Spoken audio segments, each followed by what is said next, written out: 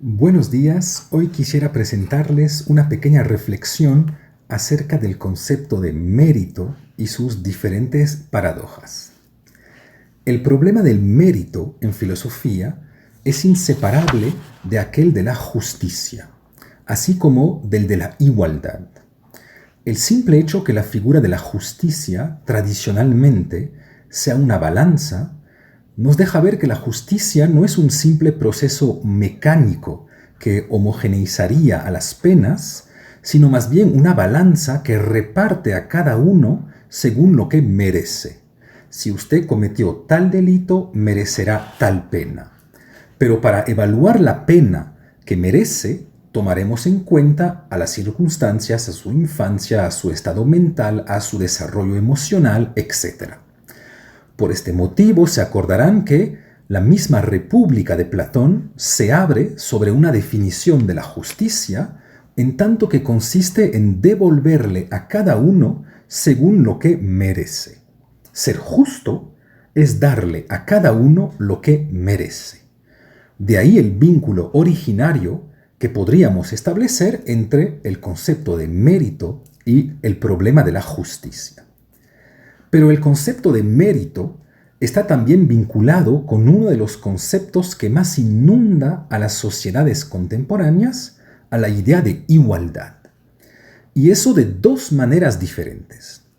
Primero, el mérito está vinculada con la igualdad en tanto que horizonte.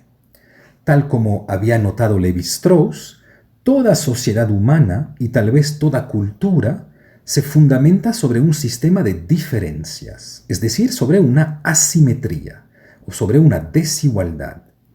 El policía, por ejemplo, tiene el derecho de arrestarme cuando yo no dispongo de este derecho. El profesor evalúa constantemente a sus estudiantes cuando no es siempre obvio que ellos lo puedan evaluar a él. Y de manera más general, los padres no tienen los mismos derechos ni tampoco los mismos deberes que los hijos. Toda sociedad, entonces, incluso una sociedad igualitaria, se fundamenta sobre una disimetría, sobre una diferencia o sobre una desigualdad entre ciudadanos. Ahora bien, todo el problema consiste en saber cuál de estas diferencias es aceptable y sobre todo por qué razón lo es.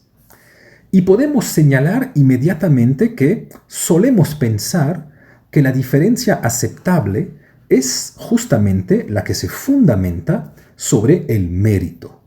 Si un policía tiene más derechos que yo mismo por haber heredado de su posición, muchos cuestionaríamos la legitimidad de esta diferencia de derechos. En cambio, si goza de derechos superiores a los míos, como por ejemplo el poder llevar un arma, después de haber aprobado toda una serie de exámenes de ingreso al cuerpo de la policía y de toda una serie de diferentes capacitaciones, pues aceptaríamos más fácilmente su diferencia. De la misma manera, cualquier persona que acceda a un cargo superior por sus méritos no genera resentimiento en la sociedad cuando sí lo hace, cuando gozó de ventajas en algún momento del proceso. Por un lado, entonces, el mérito es el horizonte que permite justificar y legitimar a las diferencias sociales, puesto que toda diferencia o desigualdad que se fundamenta sobre el mérito aparecerá como socialmente aceptable. Todos sabemos que nos genera menos violencia un empresario que se haya construido a él mismo desde cero que aquel que heredó de una empresa familiar o de una fortuna familiar. El mérito legitima así a las diferencias sociales que puede aceptar una sociedad. Pero el mérito está vinculado con la igualdad de una segunda manera, ya no en tanto que justificación de la desigualdad, sino más bien en tanto que la igualdad es también necesariamente su punto de partida. Para que una situación pueda reflejar el mérito de los participantes, para que una selección pueda reflejar el mérito de los concursantes, Estos deben haber luchado estando dentro de cierta situación de igualdad. Una lucha que no se daría dentro de cierta igualdad, una lucha en la cual uno de los participantes gozara de una ventaja de cualquier tipo, no podría reflejar el mérito de los participantes, sino más bien simplemente la corrupción originaria de la situación de partida. Así, el mérito necesita de la igualdad para poder manifestarse y, por otro lado, legitimiza ciertas desigualdades, haciendo de estas desigualdades aceptables.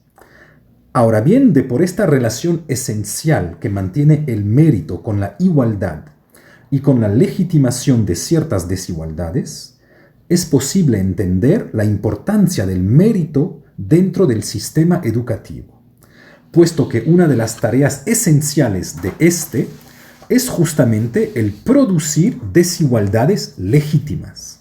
En este sentido que el estudiante que obtiene una mejor nota debería haberla obtenido de manera legítima y por lo tanto haberla merecido.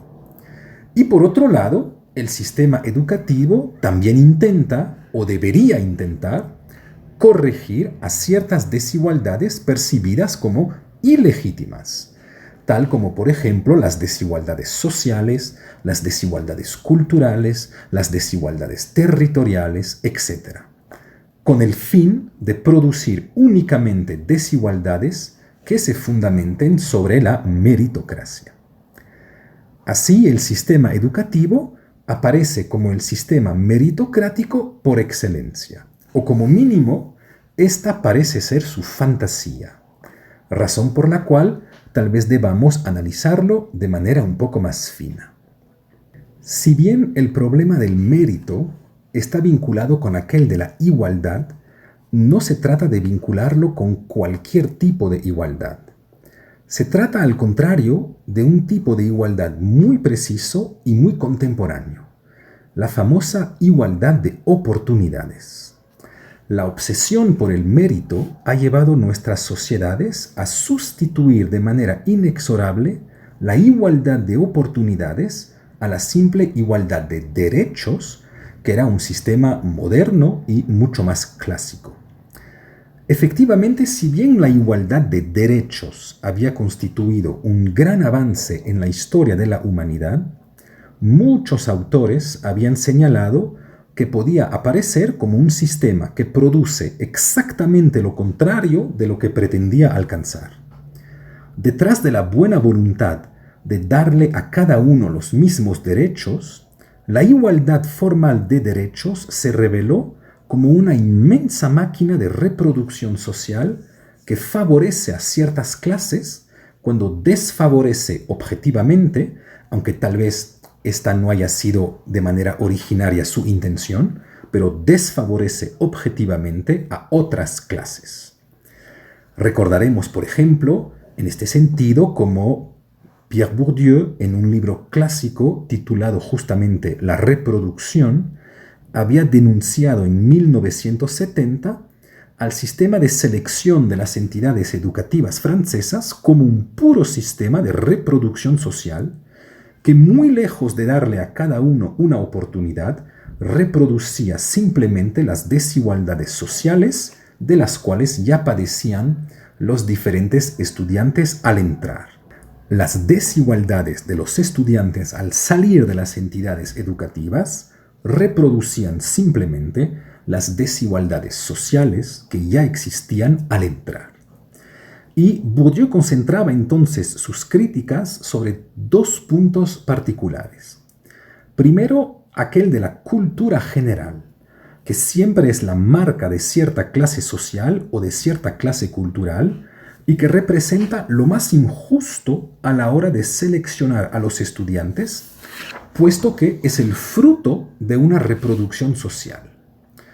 Efectivamente, uno siempre puede recuperar competencias o conocimientos técnicos, pero la diferencia de cultura general entre un estudiante que, por ejemplo, fue al teatro por primera vez a sus 5 años y por lo tanto fue llevado al teatro por sus padres, Y un estudiante que, al contrario, fue al teatro por primera vez por decisión propia a sus 20 años, pues esta diferencia de cultura general que va a provocar es en realidad irrecuperable. Así, para Bourdieu, la cultura general es el símbolo de la herencia y de las desigualdades heredadas en contra de lo que debería ser el puro mérito de los estudiantes. Lo mismo sucede, segundo, para la forma de los exámenes. Todo profesor que toma exámenes bien sabe que debe escoger entre las diferentes formas que puedan tomar estos: orales, escritos, ensayos, comentarios de textos, disertaciones, etc. Ahora bien, la misma forma de los exámenes también favorece a ciertos estudiantes que llegan a las entidades educativas con ciertas competencias que adquirieron en sus familias y que por lo tanto, de manera simétrica, pues desfavorece a aquellos que se presentan sin estas competencias que han adquirido en sus familias. Así, la igualdad formal de derechos, el hecho que los estudiantes, por ejemplo, den exactamente los mismos exámenes, es en realidad una manera de esconder que se está favoreciendo a algunos de ellos. De hecho, mucho antes de Bourdieu, Jean-Jacques Rousseau ya había señalado el problema estructural y ético de la igualdad formal de derechos. Pongan sobre un mismo camino, escribía Rousseau, a un gigante y a un niño, y pónganlos dentro de una situación de igualdad formal de derechos, de tal manera que cada uno tenga el derecho de dar un paso cada 3 segundos. No solo el niño nunca alcanzará al gigante, sino además, en cada paso, la distancia entre ambos irá creciendo.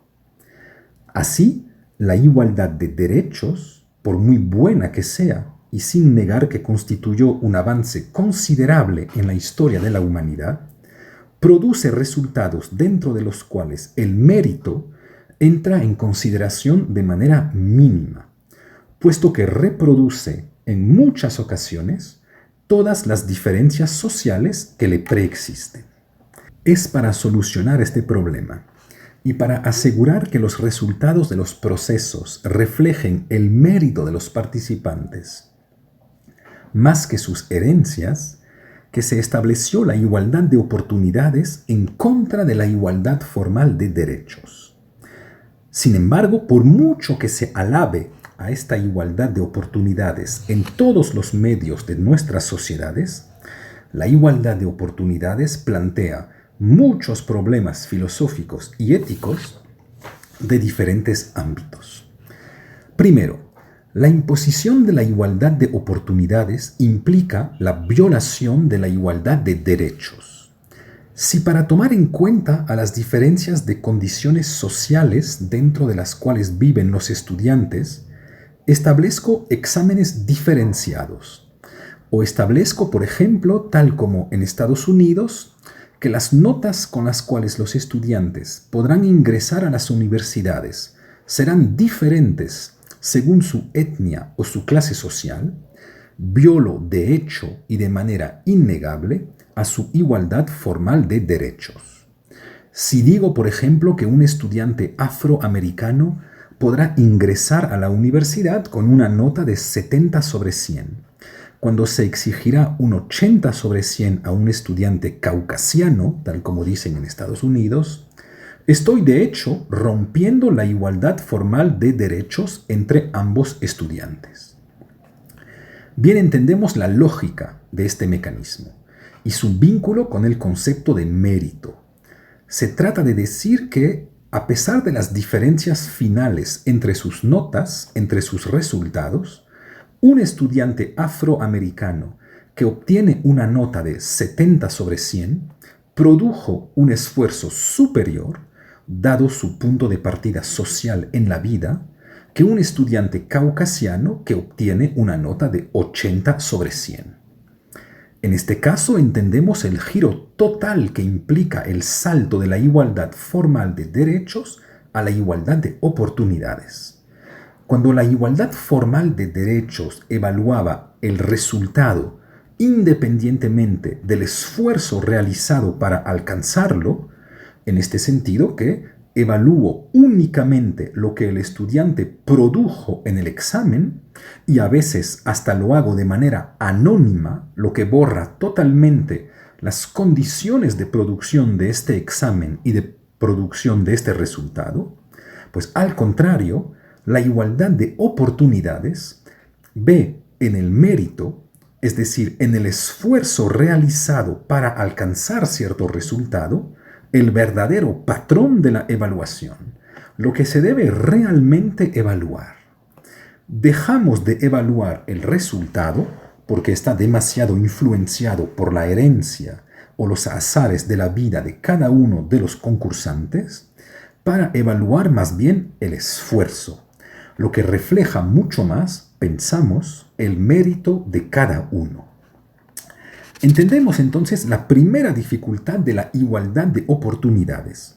Consiste simplemente en asumir, romper la igualdad de derechos y a modificar no solo nuestros parámetros de evaluación, sino al mismo objeto de evaluación, lo que implica en última instancia una nueva decisión ética, una nueva postura o una nueva posición ética.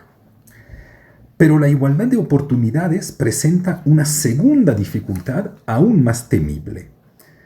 ¿Cómo determinar los parámetros que deberíamos igualar para alcanzar una verdadera igualdad de oportunidades? Solemos pensar, dada la importancia central que tiene en nuestra sociedad, que la igualdad de oportunidades, sustento de la democracia, es un concepto claro y sencillo, pero nada es menos seguro que eso. Permítanme hacer un pequeño paso de lado para hablar un momento de deporte, que es el campo que mejor nos permite pensar la dificultad de los parámetros que deberíamos igualar para alcanzar una verdadera igualdad de oportunidades. El campo del deporte es aquel que quiso llevar más lejos el problema de la igualdad de oportunidades, ya que es de cierta manera su misma razón de ser. Alguien que no hubiera ganado su medalla en una situación de igualdad de oportunidades frente a sus competidores, no la hubiera merecido. Y tal como se hizo para el ciclista Lance Armstrong o para varios atletas olímpicos rusos, pues deberíamos simplemente retirarles sus medallas. Esta preocupación por la igualdad de oportunidades en el deporte se evidencia obviamente en el caso del dopaje, que viola la igualdad de oportunidades. Quien consumió una sustancia que le permite recuperar, por ejemplo, más rápidamente que los otros competidores, no está en situación de igualdad de oportunidades con ellos y ganaría, por lo tanto, sin merecerlo, de manera ilegítima. Pero esta búsqueda de la igualdad de oportunidades en el deporte va mucho más allá que el simple problema del dopaje. Lo encontramos en la misma metafísica de cada disciplina, es decir, en la manera según la cual cada disciplina categoriza a sus competidores y recorta al mundo. El uso de las categorías en el deporte es a la vez absolutamente necesario para garantizar cierta igualdad de oportunidades y, sin embargo, más misterioso y mucho menos claro que lo que podríamos pensar. Miren, por ejemplo, cómo el fútbol separa a los competidores, o de momento separa a los competidores, según el sexo, pero no según sus pesos. Cuando al contrario, el boxeo los categoriza tanto según sus sexos como según sus pesos. Por otro lado, si ustedes hacen equitación, notarán que en este caso no se distingue a los competidores ni según sus sexos, ni tampoco según sus pesos. Lo que puede sorprender, puesto que el peso del jockey ocupa un papel fundamental en el desempeño del caballo. Siempre podrán decir que la distinción según el peso en el boxeo, por ejemplo, responde a la necesidad justamente de igualar a las oportunidades según la potencia de cada uno. Y pensarán que Un boxeador de peso pluma, por definición, tiene menos potencia que un boxeador de peso pesado, lo que los pondría en una situación de desigualdad de oportunidades a la hora de pelear. ¿Pero acaso la potencia no es importante en natación? ¿O acaso la potencia no es importante en el caso del fútbol? Y sin embargo, esas disciplinas no categorizan según el peso.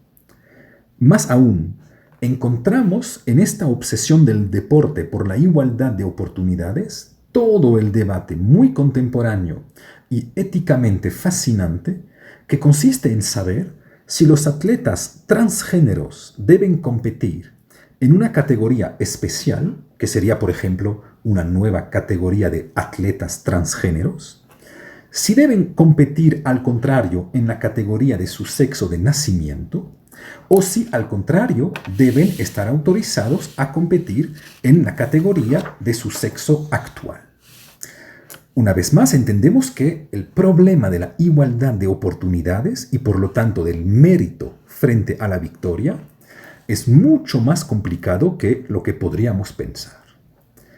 Peor aún, es muy difícil porque ni siquiera es obvio determinar lo que constituye una ventaja o una desventaja que impediría una igualdad de oportunidades. El atleta sudafricano Oscar Pistorius nació con una hemimelia fibular congenital que afecta a sus dos piernas, lo que le obliga a correr con dos prótesis de carbono que fueron específicamente diseñadas y pensadas para poder correr. Y en el año 2008, Pistorius se presentó a una carrera en Roma, carrera en la cual muchos de sus competidores se quejaron de su simple presencia. Podríamos imaginar que el problema de su presencia en la carrera haya sido aquel de la desventaja que padecía él al correr con atletas que no padecen de ninguna capacidad especial. Usualmente todos solemos pensar que las personas con capacidades especiales están en una posición de desventaja en comparación de las personas que no viven con ninguna capacidad especial. Pues a la gran sorpresa de todos, la queja de sus competidores fue exactamente contraria. Todos se quejaron que Pistorius esté compitiendo con ellos, no porque padecía de una desventaja, sino al contrario, porque gozaba de una ventaja sobre ellos, por el hecho que su prótesis de carbono con la cual corría permitía un rebote mucho más importante que lo que permite un pie biológico, lo que le daba de hecho cierta ventaja en la carrera. Así, el resultado de Pistorius no hubiera reflejado su mérito porque hubiera estado favorablemente distorsionado por el uso de sus prótesis. Vemos así que a la hora de pensar la desigualdad de oportunidades, nos vamos a encontrar frente al problema de saber cuáles son los parámetros que necesitamos igualar y además el determinar lo que realmente constituye una ventaja que no surgiera del simple mérito, una ventaja o una desventaja que no reflejara al mérito de los diferentes concursantes o de los diferentes estudiantes. Estos problemas del deporte que acabamos de mencionar no son conceptualmente ajenos a los de la educación. Efectivamente, todos quisiéramos que nuestros estudiantes estén a igualdad de oportunidades a la hora de aprender y de rendir exámenes. Pero ¿cómo hacerlo? ¿Cómo hacer para que realmente puedan estar en una verdadera situación de igualdad de oportunidades? En muchas ocasiones, y en la inmensa mayoría de los casos, la igualdad de oportunidades, tal como se pensó hoy en día, se focaliza sobre los problemas de las igualdades o de las desigualdades sociales, lo que sin duda alguna es un problema crucial. Pero tal como lo hemos intuido en el ejemplo del deporte, el igualar a estas condiciones sociales en ningún caso garantiza la igualdad de oportunidades. Podríamos argumentar que un estudiante que viene a la universidad en bus, en las horas pico, padece de un nivel de estrés y de cansancio emocional muy superior al estudiante que viene a la universidad dentro del confort de su auto personal. Y que por lo tanto, esos dos estudiantes no están a igualdad de oportunidades en sus procesos de aprendizajes ni frente a los exámenes, puesto que bien sabemos que el estrés y el cansancio emocional son fundamentales en el proceso de aprendizaje o en el rendimiento de exámenes. Pero la igualdad de oportunidades no debería pararse en tan buen camino. Un estudiante que vive lejos de la universidad pierde, de hecho, más tiempo en los transportes cada día, pero además dispone de menos tiempo diario para poder dormir, dado que debe levantarse más temprano por la mañana, lo que representa un total de horas considerable al año. Ahora bien, las ciencias cognitivas mostraron la importancia del sueño y del desarrollo de nuestras competencias cognitivas, por lo que dos estudiantes que no pueden dormir el mismo número de horas no están en una situación educativa de igualdad de oportunidades. Pero podríamos dar un paso más. Un estudiante cuya novia o novio lo haya dejado la noche anterior a un examen, tal vez debería estar en capacidad de solicitar que se anule el examen, puesto que sabemos desde hace siglos que nuestra vida afectiva tiene un impacto directo sobre nuestra vida cognitiva y que todas nuestras capacidades de concentración, por ejemplo, están totalmente influenciadas por nuestras emociones. Por lo que estudiantes que no están en las mismas situaciones emocionales a la hora de dar un examen, tampoco están realmente en una plena situación de igualdad de oportunidades. Deberíamos preguntarnos además si no sería oportuno hacer un test sanguíneo a los concursantes para detectar las sustancias ilícitas que podrían utilizar ciertos postulantes en los concursos. En muchos países del mundo sabemos que los estudiantes toman no solo cafeína o nicotina, sino además medicinas para dormir menos, para estimular la memoria o para estimular el cerebro, lo que de hecho rompe el principio de igualdad de oportunidades de la misma manera que lo hace el dopaje en el deporte. Como todos bien sabemos, hay dopaje también en los sistemas educativos. Y finalmente, sabemos que la psicología pudo mostrar que en las escuelas los niños identificados como guapos también gozan de cierta ventaja, dado que, de manera inconsciente, las maestras y los maestros los solicitan mucho más durante las clases a lo largo del año, lo que les estimula más que a los otros estudiantes. De hecho, es por esta misma razón que las pruebas musicales, por ejemplo, para integrar a la orquesta de la Ópera de París, se dan siempre detrás de un velo, para que el tribunal no pueda dejarse influenciar por la apariencia física de los postulantes. Por lo que incluso la ruptura de igualdad en el caso de la belleza es algo que ya algunas instituciones están tomando muy en serio. Y efectivamente, todas las diferencias que hemos señalado son, de hecho, diferencias que por diferentes caminos violan a la igualdad de oportunidades. Entendemos entonces el problema que plantea la igualdad de oportunidades en el campo de la educación. Para que sea real, para alcanzar una verdadera igualdad de oportunidades, deberíamos igualar a la totalidad de los parámetros que impactan sobre nuestras capacidades de aprendizaje o sobre nuestro rendimiento en situación de examen. Es decir, deberíamos igualar en realidad a la totalidad de los parámetros que determinan a un individuo, porque absolutamente todos impactan. Lo social, lo geográfico incluso lo genético, que es el nuevo problema ético que van a lanzar las ciencias transhumanas con el problema de las facultades cognitivas aumentadas, pero también impacta lo emocional, lo sentimental, etc. Vemos entonces un primer problema con la igualdad de oportunidades en la educación.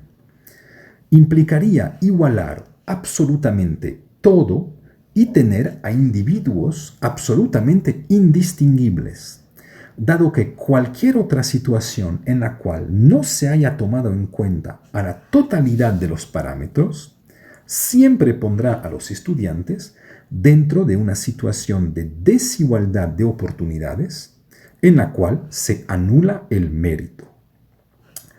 Pero existe un segundo problema aún más difícil de resolver. Imaginemos que podamos igualar a todos los parámetros que garantizarían a una verdadera igualdad de oportunidades. No pensemos aquí si sería deseable. Tal vez de hecho no lo sea, pero imaginemos simplemente que sea posible y que por lo tanto lo hagamos. Imaginemos entonces a dos personas que estarían realmente dentro de una situación de igualdad de oportunidades. Al contrario de lo que hemos dejado entender con la dificultad de alcanzar una verdadera igualdad de oportunidades, todos conocemos una situación en la cual estamos realmente a igualdad de oportunidades. Pero es una situación decepcionante para los filósofos. No es, efectivamente, tal como quisiéramos pensarlo en filosofía, una situación trascendente o absoluta de igualdad frente a la muerte o de igualdad de oportunidades frente a la vida, ya que de hecho todos sabemos que no hay ni la mínima igualdad de oportunidades en esos dos casos. Es más bien una muy pequeña situación cotidiana y mediocre, casi lúdica.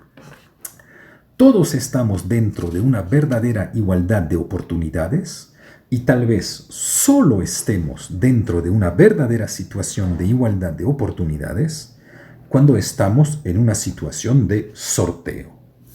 Cuando Mozart y yo jugamos a la lotería o cuando Einstein y yo jugamos a la lotería, estamos en una verdadera situación de igualdad de oportunidades.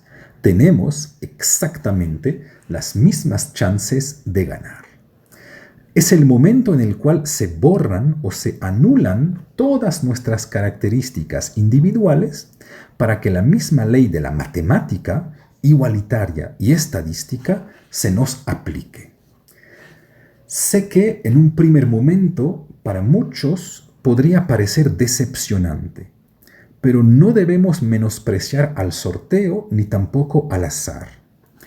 Hubiéramos imaginado que para igualar a las oportunidades hubiéramos necesitado de una inmensa estructura social y política, que hubiéramos necesitado de los mejores pensadores del mundo para pensarla y para crearla, cuando en realidad, tal como bien lo vio el actor Luc Reinhardt en su libro magnífico El hombre de los dados, que es un libro que relata la historia de un psiquiatra que de repente decide tomar todas las decisiones importantes de su vida completamente al azar, simplemente lanzando un dado.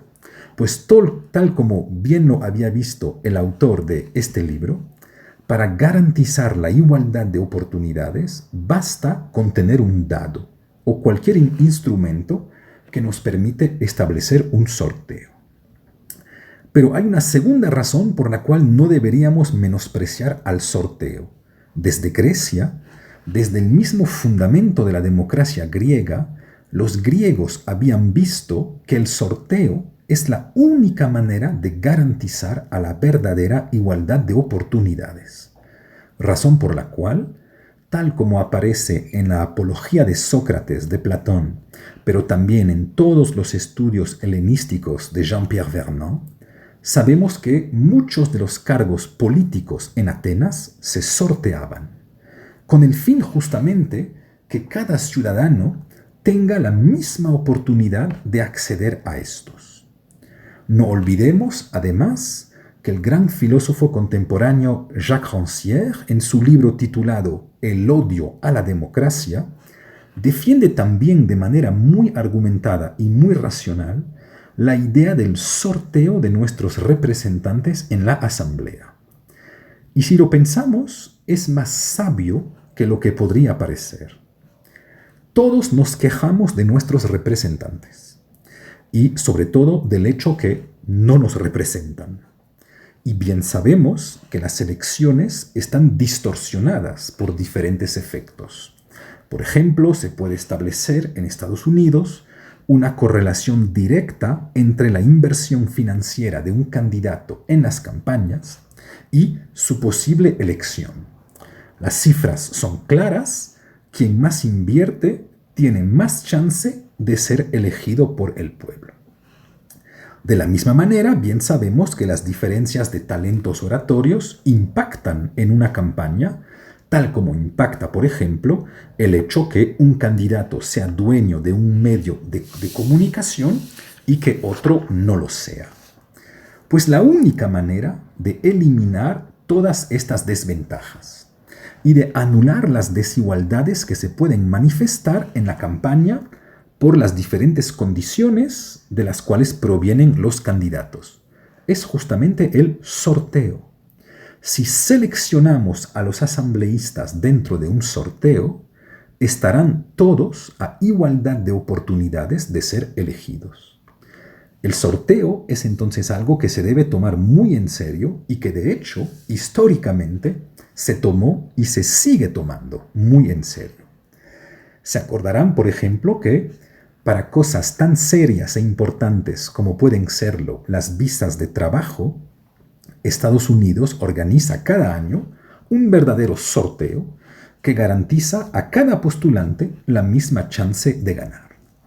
De la misma manera, en mi país, en las instancias más altas de las Cortes de Justicia, es decir, en las cortes en las cuales se va a juzgar a los casos más graves que uno pueda imaginar, existe un jurado popular que consta de entre 6 y 9 personas que son literalmente sorteadas sobre el padrón electoral.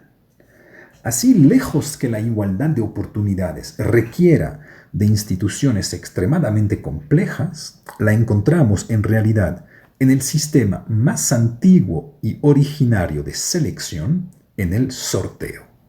Pero entonces surge otra paradoja de la cual difícilmente podemos deshacernos, que cuestiona de hecho el mismo interés filosófico del concepto de mérito.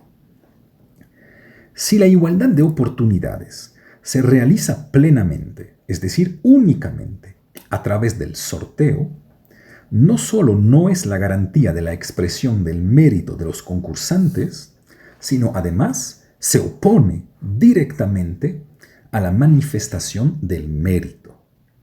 Efectivamente, ¿qué mérito puede tener alguien de haber ganado a una lotería? ¿Qué mérito puede tener alguien de haber sido favorecido en un proceso de sorteo? Pues absolutamente ninguno. Para garantizar la igualdad de oportunidades de todos los estudiantes de entrar en tal o cual programa de posgrado, la única manera de anular las determinaciones sociales, culturales, familiares, genéticas, psicológicas, emocionales, que podrían ponerlos en una situación de desigualdad de oportunidades, es de sortear entre los postulantes quiénes van a entrar y quiénes no. No digo que sería justo, ni tampoco digo que sería oportuno hacerlo, pero simplemente digo que es la consecuencia conceptual lógica de la búsqueda incansable de la igualdad de oportunidades. Pero vemos inmediatamente la dificultad. Si aquellos que entran en última instancia al programa de posgrado lo hacen a través de un sorteo, lo que sería la única manera de garantizar la igualdad de oportunidades entre estudiantes, pues no tendrían absolutamente ningún mérito en haber logrado ingresar en el programa, dado que su ingreso a este programa no dependería casi en nada de ellos, ni de sus talentos, ni de sus estudios, ni de sus motivaciones, etc. Por este motivo, paradójicamente, y en contra de lo que todos solemos pensar, la igualdad de oportunidades no es el fundamento de la meritocracia, a pesar de lo que todos quieren hacernos creer hoy, sino al contrario, la igualdad de oportunidades es lo que imposibilita el mérito. Donde hay una verdadera igualdad de oportunidades, y aunque suene muy paradójico decirlo, donde hay una verdadera igualdad de oportunidades, quien gana lo hace sin merecerlo. ¿Qué hacer entonces frente a esta dificultad? En un libro publicado en el año 2020, el filósofo estadounidense Michael Sandel denunciaba ya, cito, la tiranía del mérito y proponía simplemente abandonar a la misma noción de mérito. Efectivamente, cuáles sean las condiciones en las cuales se den las competencias. El simple hecho de dejar pensar que los que ganan, ya sea un concurso, un examen o una competencia deportiva, pues el simple hecho de dejar pensar que los que ganan lo hacen gracias a sus méritos, produce necesariamente violencia en la sociedad. Primero porque quien cree ganar por sus propios méritos no puede dejar de experimentar un sentimiento de superioridad sobre aquellos que pierden. Y por otro lado, quien pierde no puede dejar de sentir una gran culpabilidad y humillación por el sentir que su talento o que su trabajo no fueron los suficientes.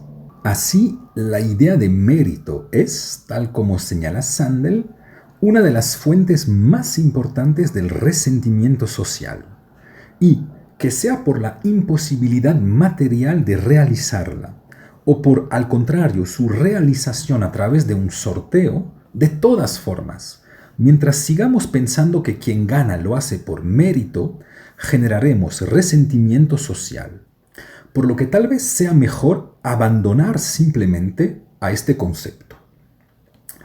Pero muchos se preguntarán, ¿cómo abandonar al mismo concepto de mérito? ¿No implica eso recaer en el hecho de asumir todas las desigualdades sociales y de regresar a la violencia de las desigualdades heredadas? En realidad, podemos cuestionar nuestra obsesión por el mérito. Todos pensamos que deseamos el mérito y que deseamos vivir en sociedades meritocráticas. Este es como mínimo el discurso oficial que escuchamos por todas partes. Pero sabemos que hay un campo para el cual asumimos todos que no se somete al de la igualdad de oportunidades ni del mérito, y que es además uno de los campos más importantes de nuestras vidas. Hay una cosa para la cual aceptamos que no se merece, por lo que es posible abandonar el mérito. Y este campo no es nada más que el campo amoroso. Todos sabemos que el campo amoroso es el campo dentro del cual no entra el juego el mérito. El amor no se merece. Todos conocemos a personas excelentes que fueron engañadas y traicionadas. Y por otro lado, también conocemos a los peores hombres, violentos y vulgares, que son amados y hasta admirados por sus parejas. Así es, el amor no tiene relación con lo que uno es. Razón por la cual el amor nos presenta el concepto que se opone al de mérito, el concepto de don. El amor se da o no se da, sin que nadie realmente lo merezca. De ahí que nadie requiera, de manera extremadamente sorprendente para mí, la igualdad de oportunidades en el campo amoroso, aunque la desigualdad en la seducción sea, tal como lo mostró toda la obra literaria de Michel Houellebecq, una de las fuentes más importantes del sufrimiento no solo de los jóvenes, sino además de los adultos. Notarán, por ejemplo, cómo todos se quejarían que estemos a desigualdad de oportunidades en un concurso público, en una competencia deportiva o en un examen. pero nadie se queja, como mínimo oficialmente y públicamente, que no estemos en situación de igualdad de oportunidades en el campo de la seducción, cuando es un campo que evidencia de la manera más violencia y cruel a las desigualdades de oportunidades. ¿Qué más injusto que tal hombre tenga el sentido del humor para poder seducir y que otro no lo tenga? ¿Qué más injusto que la belleza o que tener un lindo tono de voz? ¿Qué hicieron esas personas para ser tan bellas o para tener el sentido del humor o un lindo tono de voz? Absolutamente nada, por lo que en realidad no lo merecen. El amor y la seducción son los campos más violentos de la desigualdad de oportunidades y de la ausencia de mérito. Sin embargo, sorprendentemente, y esta simple ausencia debería cuestionarnos sobre nuestra relación con el concepto de mérito, nadie se queja de la desigualdad de oportunidades dentro de este campo. Y este es tal vez el único campo de la sociedad en el cual nadie reivindica la igualdad de oportunidades, tal como si todos asumiríamos que el campo del amor está por fuera de los otros campos y que la ética del mérito no tiene nada que ver con la ética del don. De hecho, la idea según la cual se debe superar a la lógica del mérito no es un descubrimiento de Michael Sandel. La encontrábamos ya en la misma Biblia. La violencia que surge entre Caín y Abel se puede leer, y de hecho ha sido a veces leída, a la luz del problema del mérito. Si Dios recompensa tu ofrenda, ¿por qué razón no recompensa a la mía? ¿Acaso no lo merezco? ¿No me merezco el amor de Dios después de mi ofrenda? Pero es sobre todo en los evangelios que se ve de manera evidente la superación de la lógica del mérito por una ética del don o del amor. ¿Se acuerdan de la parábola de la mujer adúltera? De cierta manera, los judíos que traen a la mujer adúltera a Jesús deberían condenarla. Según la ley, merece ser lapidada. El mérito debería llevarnos a lapidarla. Sin embargo, y esta es probablemente una de las revoluciones mayores del cristianismo en la historia de la filosofía, Cristo opone una asimetría a la simetría, es decir, el don al mérito o a la justicia. Y este tema es además toda la discusión teológica en el siglo XVII entre los defensores de la gracia suficiente o preveniente, entre los cuales los jesuitas, y aquellos de la gracia eficaz o irresistible, que defienden pensadores como Agustín y Pascal. Todo el problema es de saber si la gracia divina es algo que puedo merecer a través de mis acciones, o si, al contrario, Dios reparte sus gracias según una lógica que no podemos entender, un don cuya lógica es inalcanzable. Así, no es obvio que nuestras sociedades deban ser sociedades del mérito, y tal vez debamos simplemente renunciar al mismo concepto de mérito para oponerle valores superiores.